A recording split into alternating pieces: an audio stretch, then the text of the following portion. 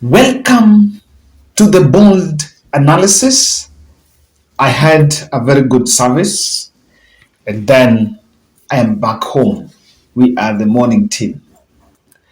Something is interesting, and there is a video I have just seen, and I really felt President William Ruto emotional connection. And because there was a worship session, a service that was held in Statehouse. And we understand that service was held as they were actually erecting an altar in State House, just like the same one that was at current residence. And that was done today.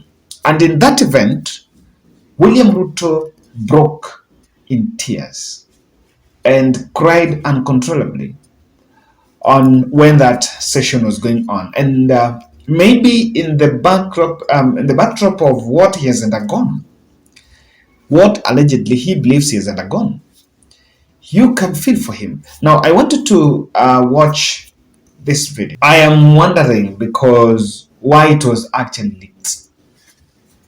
Of course, William Ruto's social media team were also in State House and they live streamed that service. And the service that was live streamed, not really by media, but it was live streamed by him, his team himself. I think that was the William Ruto campaign secretariat, the campaign team that were doing this even before he ascended to presidency. And I want to, before I look at it, I want to humbly request you to subscribe to our channel, click the notification bell, and also like our video. When you like our video, through that, we are promoting this channel. Remind you also about scholarsbean.com, education website that allows you to sell and buy education materials. And you can sign up and also post an ad using the link there, the link you're seeing in the screen. You sign up, post an ad, and those who have signed up, we're also encouraging you to at least post an ad so that the clients that are coming can find the products. Now, back to business. William Samoei Ruto is the President of Republic of Kenya. And he's also the Commander-in-Chief of Defense Forces. I don't want to be myopic to say that he's not human. So he is not in order to shed or rather to cry in public. This is not the first time. I think even in 2013, their first service when they came to office, when he was the deputy president to the retired president Uhuru Kenyatta, there's an instant where he also cried. And even at the campaign trail, when these prayer sessions were organized, William Ruto was captured in many instances, shedding tears. I wish I'm wrong, but I know that the institution of presidency is an institution that also brings hope. And while it is good to have that emotional connection, and I think as someone who is also, my service is also in one of the evangelicals, it's the connection, the emotional connection at worship and praise and worship session is normally very emotional. And of course, yeah, people break down. It's normal. Actually, there's nothing that is out of the world. It's normal.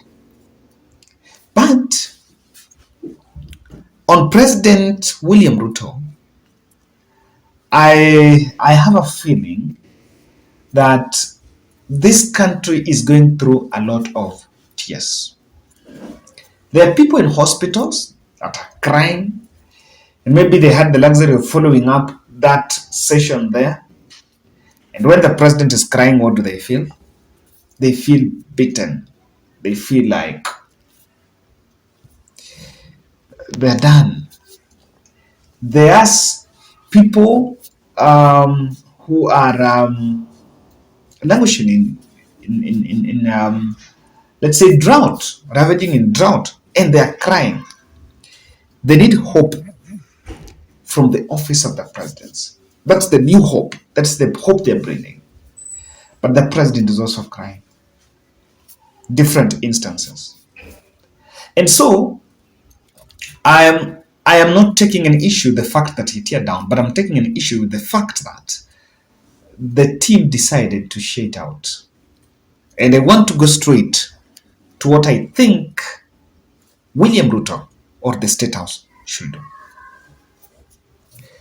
William Samoei Ruto, is it the fourth or the fifth? The fifth president of the Republic of Kenya is exposed. And Statehouse is exposed. I understand that at this moment there are people that are really feeling happy getting an opportunity to go to Statehouse because of these prayer sessions. Of course, the churches are organizing. They get some few members to have a chance of getting to Statehouse, and now it's easy.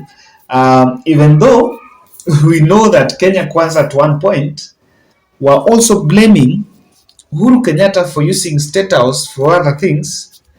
But they are also now using Statehouse for holding services. But of course, that's William Ruto's home, so you can understand. And William Ruto has a way of connecting with his soul. So, I think he's exposed. And the communication team that worked at William Ruto's campaign secretariat should be inducted in the office of the presidency. Because if it was my advice, they will still have the Statehouse service and there is no need of live streaming it. If anything, it's not shown anywhere in the Statehouse social media pages. I think there is no need of live streaming it. I don't know what you think. It's what a sense. Okay, what's the value? What's the value of addition of live streaming? At the campaign trail, chance William Ruto needed visibility as presidential candidate with the church, so that vis-a-vis Azimio, there's people who don't go to church. But now, I wonder why. And the campaign hangover must be shed off. It must be shed off because during the campaign trail, such images were working out well for the camera and visibility. It was working out for political convenience. But now, people are not talking about political convenience. Let me just give you, let me just share with you something. I captured this video in one of the channels, and I went through a channel.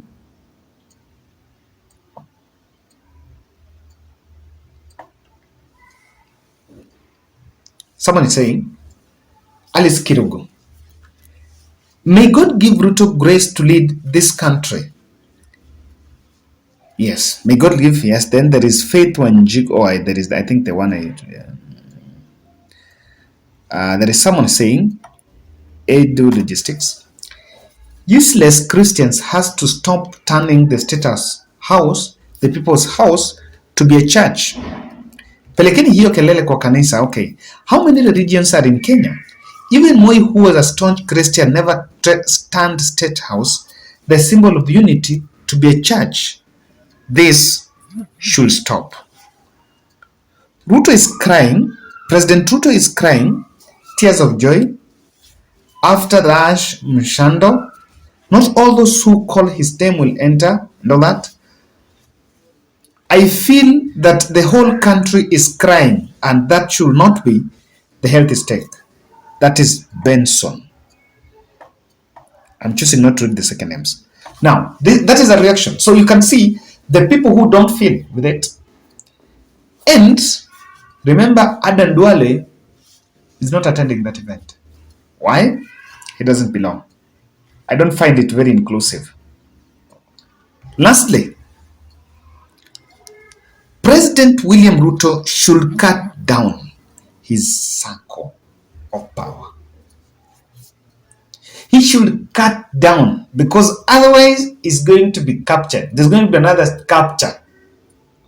And na hawa watu watamzoea. Unajua sasa wakishamwona analia, these church leaders think now he's going to be the most accessible. But maybe the honeymoon is just in the next few months when the president will hit the road.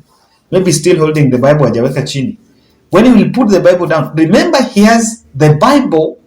He took an oath with the Bible, with the Constitution, and again after all that, he was given a sword. Because the sword is still there, should not be overemphasis on the Bible. The Bible is another circle of power. There is the circle of power on the Constitution, but there is also the circle of power that will use the sword. What am I saying? The friends are too many. The friends are too many. It was enough at campaign. It's time to say it's enough. Let us now go back and work.